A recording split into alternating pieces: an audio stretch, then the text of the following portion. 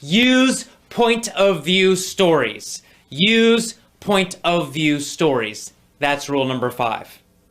Now, a point of view story, it's a method, it's a technique for learning English grammar, and specifically for learning spoken English grammar, because of course we're talking about speaking here, not writing.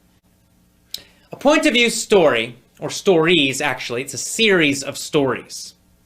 Point of view stories, it's a series of stories.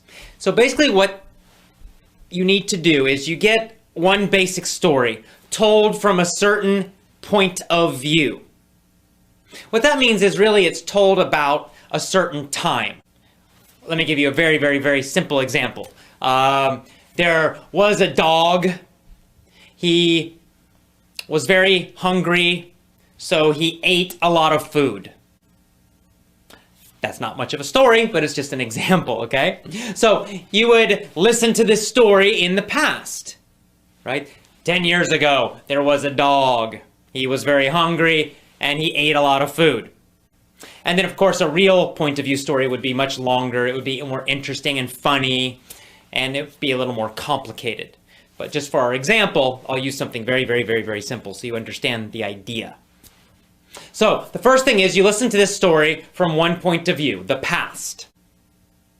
And of course, as you're listening to that, you're learning the past tense. You're learning the verb forms that go with the simple past. But you don't need to study in a textbook the simple past. You don't need to know that ate is an irregular form of the verb.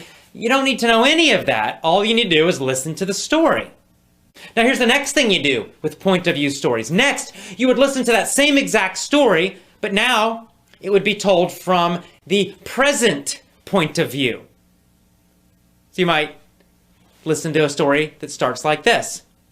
There is a dog, and right now he's very hungry. So he eats a lot of food. It's the same basic structure, right? The same basic story, but now it's happening now. It's happening today.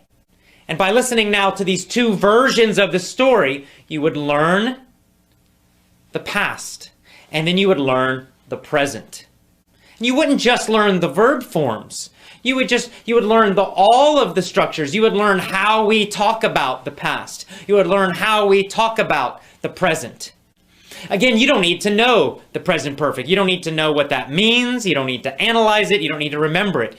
You would just listen to the story, and as long as you understood the meaning and the time, you would learn the present perfect correctly, effortlessly, subconsciously. It would go into your brain without thinking, and that's what we want. With speech, there's no time to think and remember a bunch of rules.